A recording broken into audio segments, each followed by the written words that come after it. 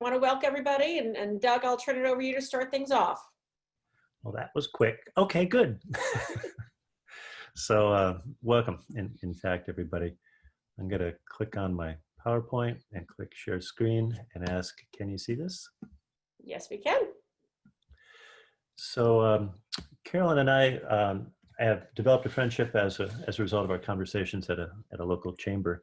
But I think the fact is that we want to give you some resources and information that are pretty well validated and you can implement, regardless of where you're located. So that's the purpose of this little conversation. My contact info is there. And if there were 3 objectives, here you go. My bias is that too many family enterprises go from what's called shirt sleeve to dress shirts to shirt sleeves in 3 generations. And I think that's sad. It's probably because they've not been well advised or haven't worked with people like Carolyn or myself. So my primary objective is to help folks in these 3 ways. And I'm hopeful that you won't be one of those statistics. How's that for a place to start? And 80% of the transitions that I work with as a business psychologist are here from G1 to G2. So G1 is mom and dad, the pops, who have, typically it's patriarch, that's why I said pops, who have ownership and they are seeking to distribute their wealth and their asset and control over time to G2, which might be one person or any number of family members. And G3 is then typically expanded out to cousins and such. But the focus of this slide is to be mindful of the fact that control is one variable. So is financial literacy, so is leadership skills. And one of the stories that I often tell is people ask, why am I interested in this whole topic? And it's because of my in-laws. So like many psychologists, I suppose, we're looking for what went wrong and how do we learn from that and how do we apply it to other people. So my in-laws built a beautiful company in the Washington, D.C. metro, a construction-based company.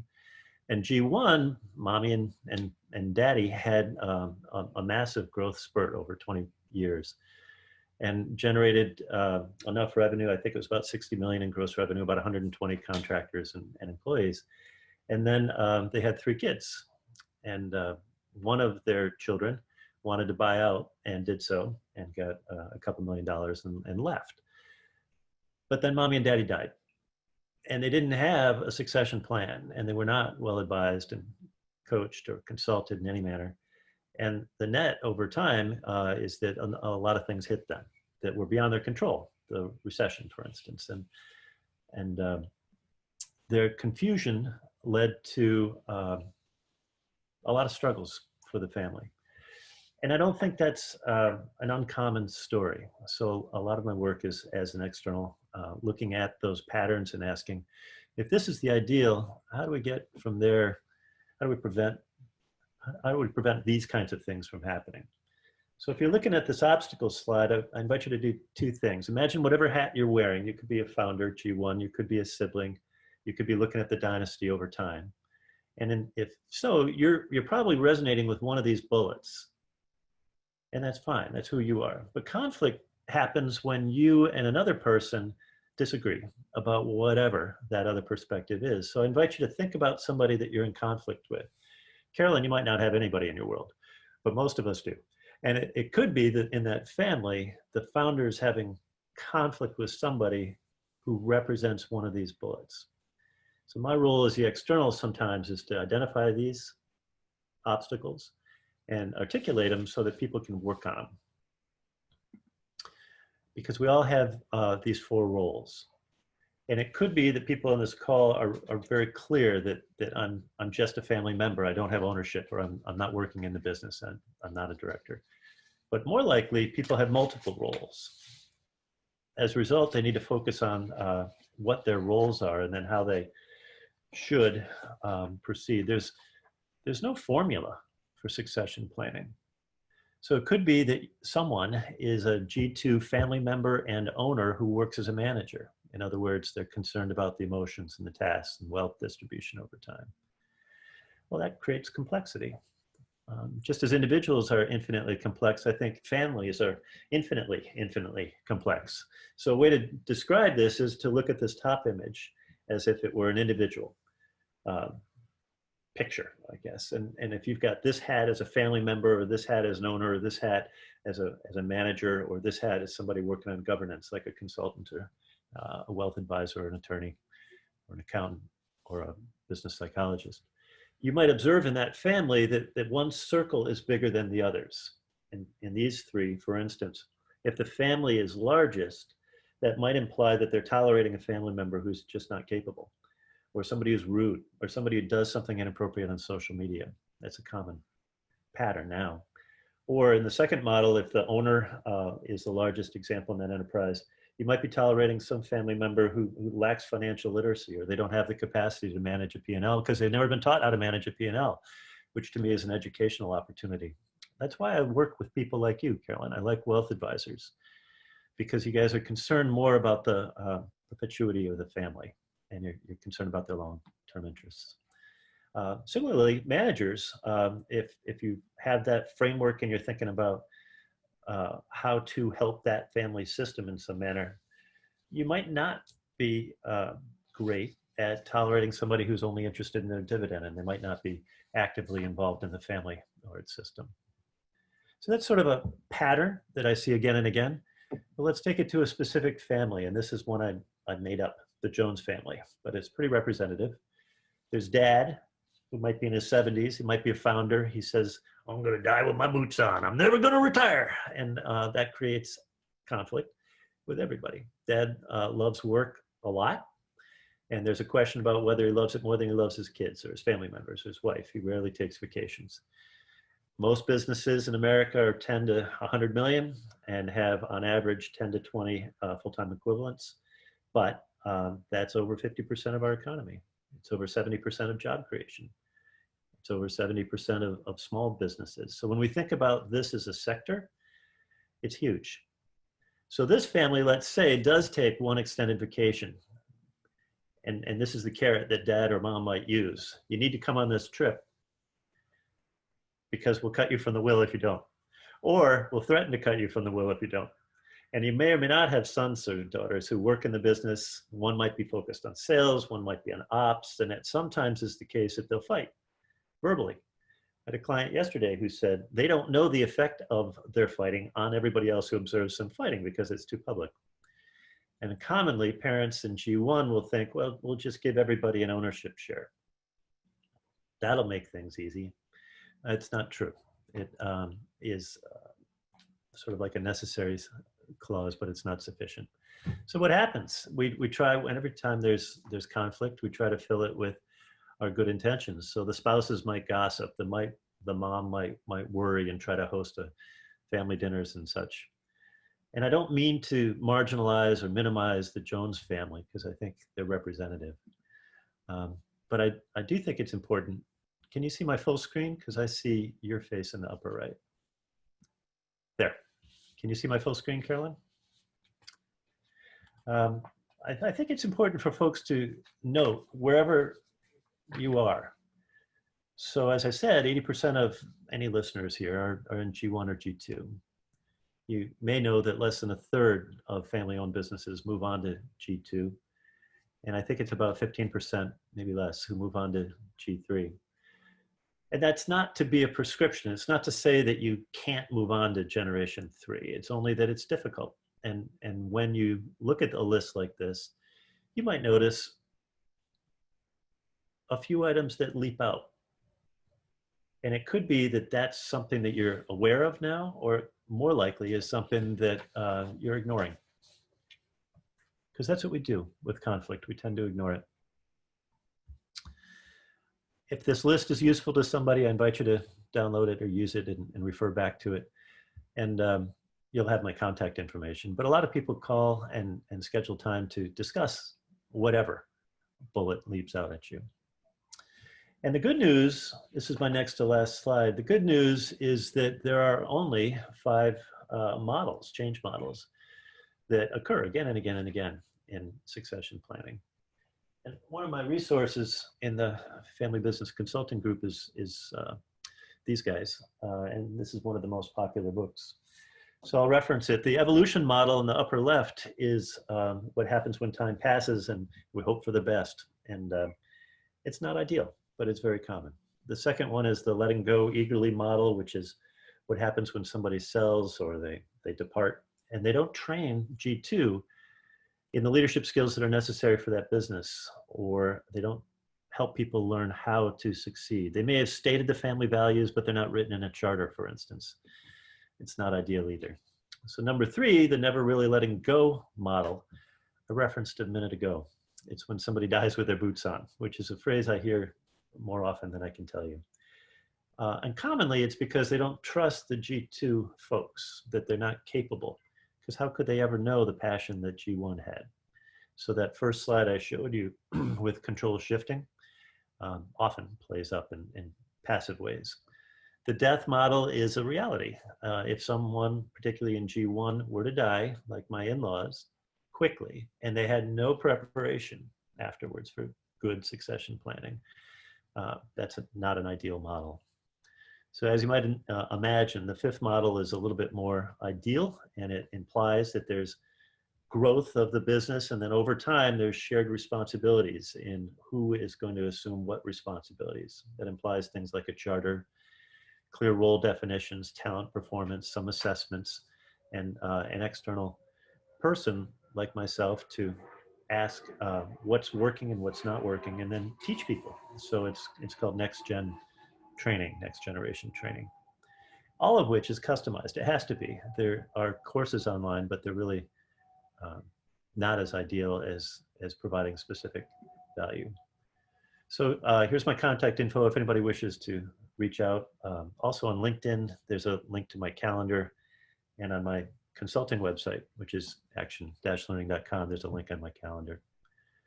And I think the final point might be that you're not alone. So I'm part of,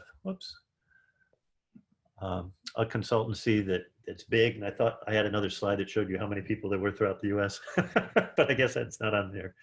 And the Family Business Consulting Group is the largest and the premier in the world, because there's a bunch of us who are prolific writers and who care about families and help with those systems. And I think it's important for folks to know that they're not alone, because too often family business owners feel alone. So that's I told you it was going to be a short presentation. There you go, 15 minutes, Carolyn. Perfect. Thank you so much. So I'm going to share my screen now. So again, thank you all for joining us for this business succession planning seminar. My name is Carolyn Fleury. I'm a financial service representative with Strategic Financial Partners. I'm originally from New York City, so I apologize if I talk fast. Worked on Wall Street for many years. I'm not going to date myself on the corporate side of things. And long story, as Doug said, I realized there is a real need in planning from a business perspective with individuals. And a lot of people don't even know where to start, what questions to ask.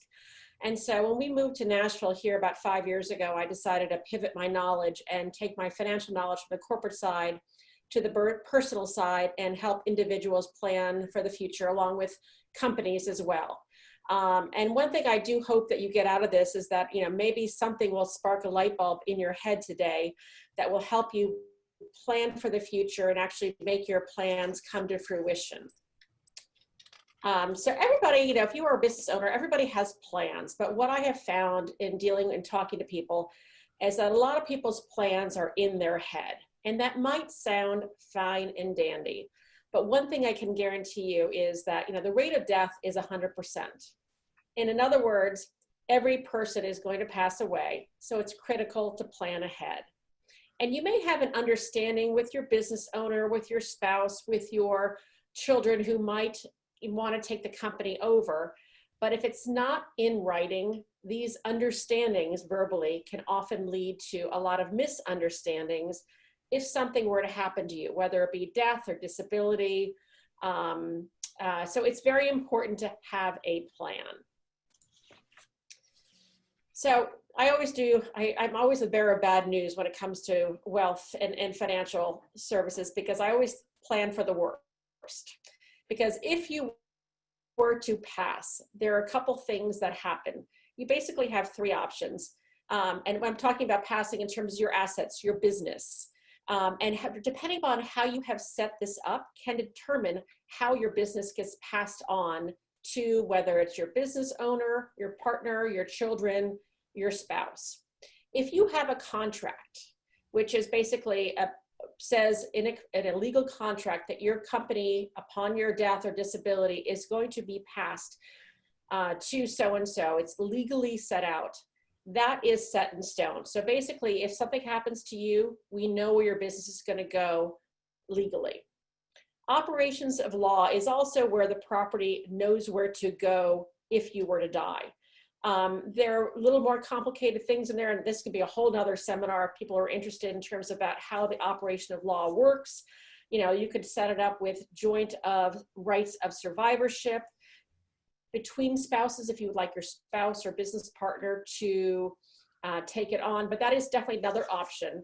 And then of course, what I feel like people hopefully at least have a will, but this part, the third part, the will part, is where a lot of people don't realize that's great, but it may not specify the details of how you want your business to pass, what the value of it is, how it's structured. But if you do have a will and you say, okay, these assets are going to be passed on upon my death to my children, that's great. And I'll get into a little bit later. I think one of the things Doug touched on is, you know, what if your kids don't want that business? That can cause a whole lot of stress as well.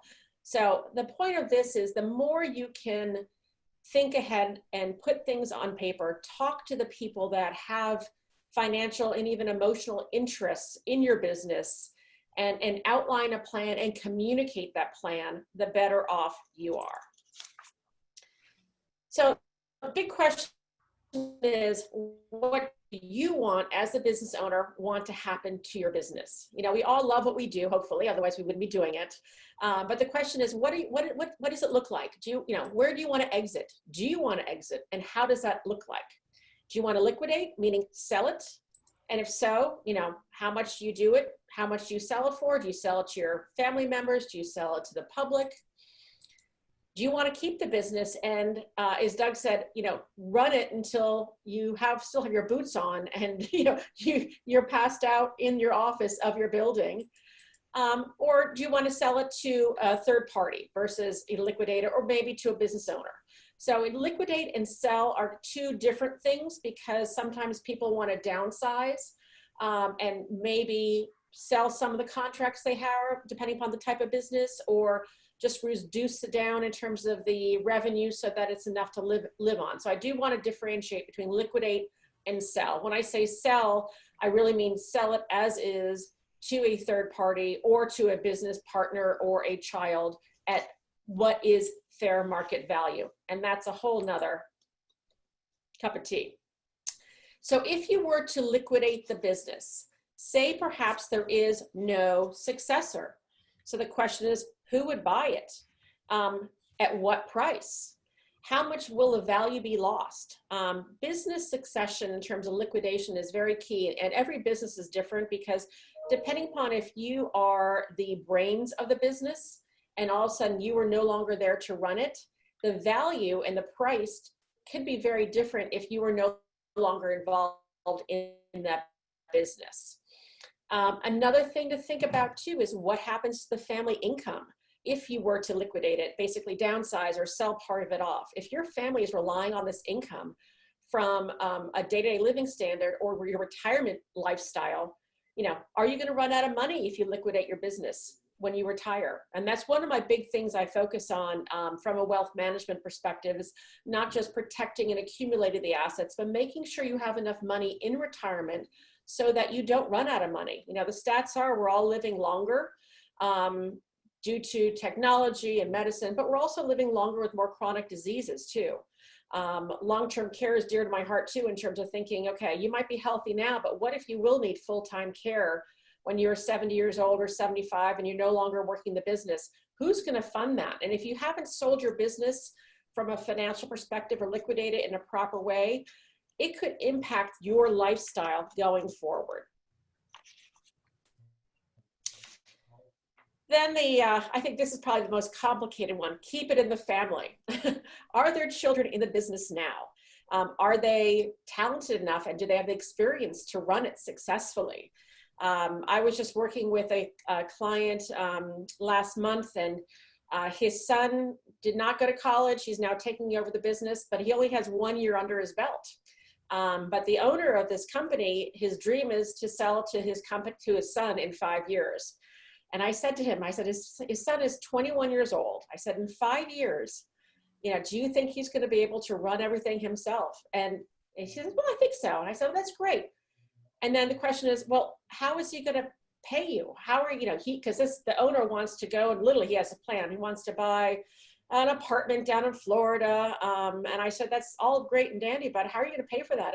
Is your son going to pay you out? So there are all these questions with keeping it in the family. How are you going to get your money out to successfully continue your lifestyle that you want?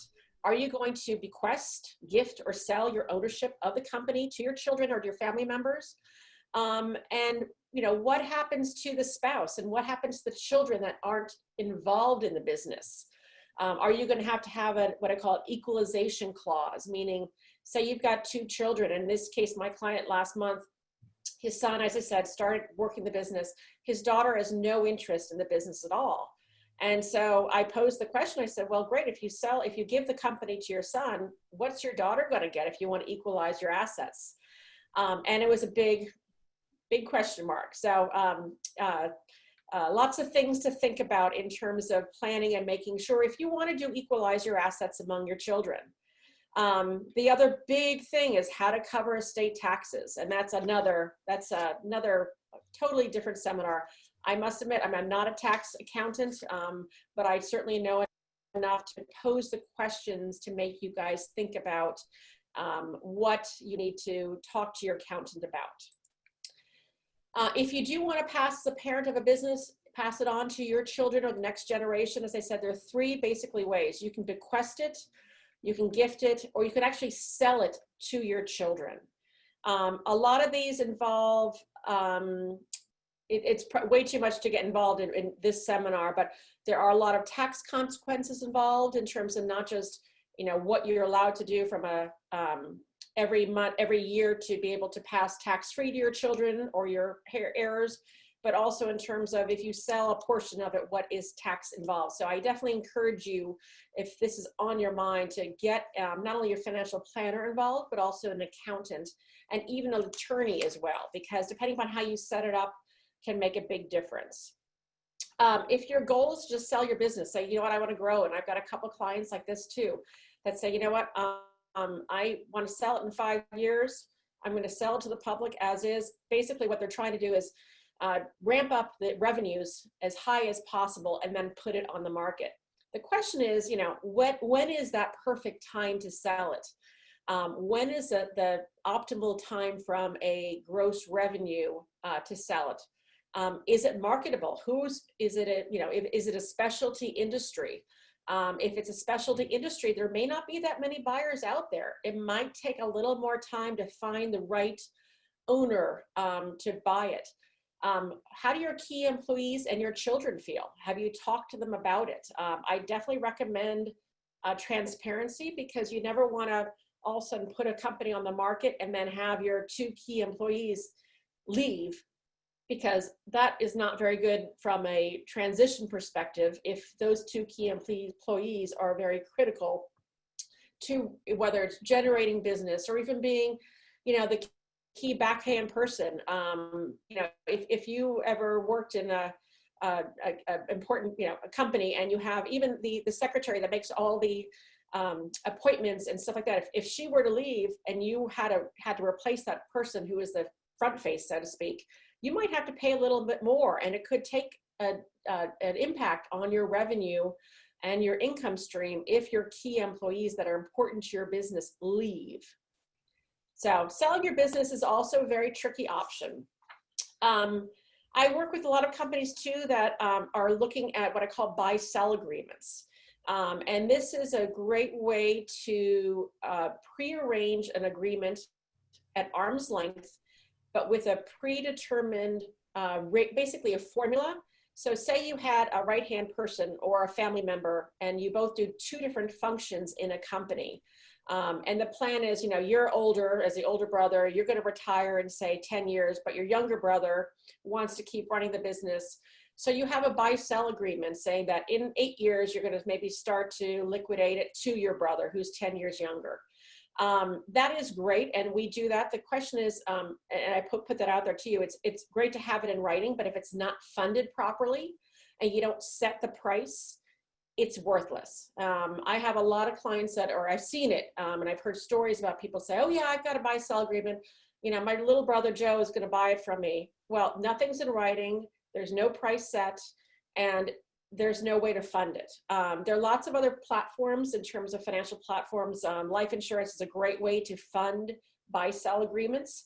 And again, I can certainly get into that in more detail and answer any questions about that. But buy-sell agreements are a great way to keep the company in that small, whether it's a spouse or whether it's a son or family member or key employee, and not have to sell it to the public. And so just to summarize, a buy-sell agreement, you know, it provides a market for the business owner's business interest. It often is a way to separate the family's financial security from the business because you're putting this document in place ahead of hopefully potential death. Everything is in writing, so it's a great way to eliminate conflict with remaining owners. It does protect against transfers for unwanted third parties. It also may, again, help with your estate value because depending upon when you put a buy-sell agreement in place and how you structure it, it can carve that piece of property out of your estate plan, the overall plan, so that upon your death, your estate is actually less because that business has been peeled off, if that makes sense. And again, going back to, you know, the better you can put things in writing and clarify things with everybody on your team, in your business, your family, it can ensure a smoother transition upon death or transfer. It just eliminates the uncertainty, the things that we often talk about, and the understanding that is in your mind is not in paper. And the more you can put in paper, the less transparency there is out there. Again, life insurance is a great vehicle for funding the buy-sell agreement. Just in summary, the way that works is you have it, say it's, you know, brother Joe and brother Tim. They each have a life insurance policy on each other. And if one of them dies, basically the insurance, the death benefit goes to buy the other person out. So it's a great way, especially in a small family business, that one sibling is not relying on the, say, deceased sibling spouse to come in, either raise the money or even possibly take it over. It's clear there's fundings available because it's structured with a life insurance policy. And so the deceased business owner, their family gets paid off right away. And you can do that too, and not, it doesn't have to be limited to 2 people. You can go up to, I think, there's no limit. If say you had 4 business owners, just as a side note, you would each have a buy-sell on each other and an insurance policy on each other, so that you are covering the event of death or disability for any one of those business partners. I do have to mention, you know, again, I'm not a tax attorney or a tax accountant, but when you do sell your business, you have to think about taxes and liquidity. Owning a business is great. It's, you know, especially if it's your passion. But when you own a business, you have to realize it can be illiquid depending upon the specialty of it. It may not be, you might not be able to put on the market like a condo on, you know, down Nashville and sell it in 30 days. It could take a while to find a buyer if that is your way to gain liquidity from it. I often like to advise my clients is thinking about their business as a piece of the puzzle from their net worth and their liquidity. You know, you always want to have about 20% of your whole pie in something that is liquid, and that could be your savings account, it could be your mutual funds. Home and real estate, depending upon where and what you own, can be illiquid depending upon where it is. But your business, I always classify as an illiquid part of your financial pie. And that's something to think about when you're talking about your goals and your, you know, your plan for the future. How are you going to get out of that again? How are you going to transfer that illiquid business to your family members or your business partners. I know some people know this, but when you do sell, or depending upon how you transfer it, taxes are due within 9 months to the IRS. There's no getting around that unless we have maybe another COVID where taxes then are extended, but this is a very different situation. So something to think about too, if you are in the process of thinking about selling your business, you know, who's going to pay the taxes and with what money? There are things and limits in terms of annual lifetime gifts that I talked about, bequesting part of your business, your assets to children. Of course, again, check with your accountant, but there are annual limits that you can do per child from a parent to a child. Again, something to think about too, you do not want to gift part of your business to a child that has no interest in running the business. Because if you donate and give, say, 30% of your business to the son who is very active, and 30% to 2 other children who have no interest in the business, when you pass, the 2 children who now own 60% could probably, they've got majority control. They could probably sell that in the public market, and who knows what their interests are. So it can cause a lot of problems if you are not understanding who you're bequesting the gifts to. Same thing for exemptions as well. Every parent has a certain amount that you can exempt out. And again, talk to your accountant about that. 3 other, what I call advanced transfer techniques that are available out there that I'm not going to get into today. One's what's called a grantor retained annuity trust, otherwise called GRATs. You can also put your company, your business, into what's called a family limited partnership, which can also help with transferring and taxes as well. You can also sell your business to a grantor trust. But again, that's a whole nother topic, but I just want to put that out there to say there are ways of structuring it if that's what you would like to do in terms of transferring it to family members. So in summary, steps to be taken, you certainly want to review your present situation and plans. Figure out what your true goals are and objectives. And when I say that, I also want to talk about timing too. Do you want to sell your company in 3 years, get out in 3 years, or do you want, is it a 10-year goal? And depending upon the timing, some plans might need to start thinking about and taking action sooner rather than later. On average, to exit any kind of business, minimum takes about 3 years between all the legal documentation, setting things up, transferring things over. So it's never too early. Even if you own a company that you just started that's 2 years in business, it's never too early to start what I call the exit planning.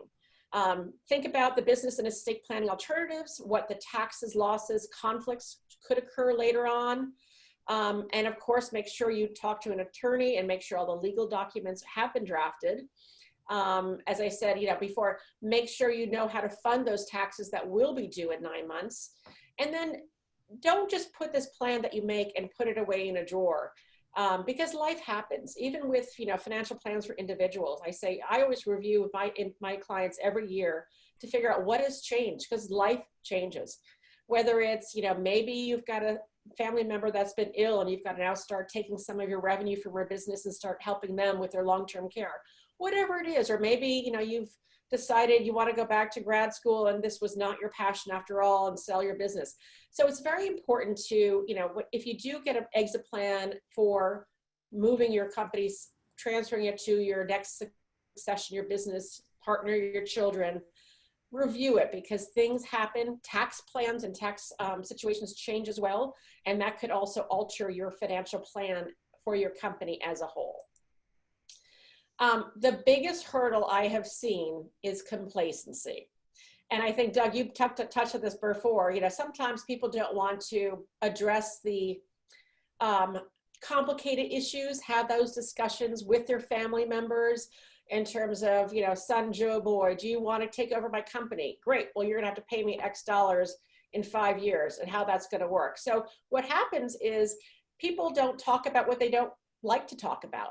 And then they avoid it, and they just assume, they kind of push it under the rug and assume it's miraculously going to, take care of its health. Well, that does not work that way in the finance world, and it's certainly in the business world. I always like to address, sometimes I feel like in my conversations, I kill people 3 times because I say, what would happen if you didn't come home tomorrow? What would happen if? And sometimes like, you killed me 3 times in the last half hour. I'm like, I know, but that's my job, is to look at the worst case scenario and make sure you are prepared. Make sure you can afford to stand still if we have another COVID-19, if your business, from a revenue perspective is shut down for 6 months. All those what ifs is what I like to, get you prepared for. So thank you all for your time. I hope this has been helpful. Doug and I are going to have another seminar on Wednesday, July 22nd at noon. It's going to be on ownership and estate planning. We'll send out flyers with a Zoom link to sign up for that. What I'd like to do now is open it up and see if anybody has, I'm going to stop sharing my screen. See if anybody has any questions that either Doug or I could answer. And maybe if not. You could just raise your hand. I will unmute you. Mm-hmm. Maybe not record at this point, Okay. because sometimes folks don't want that.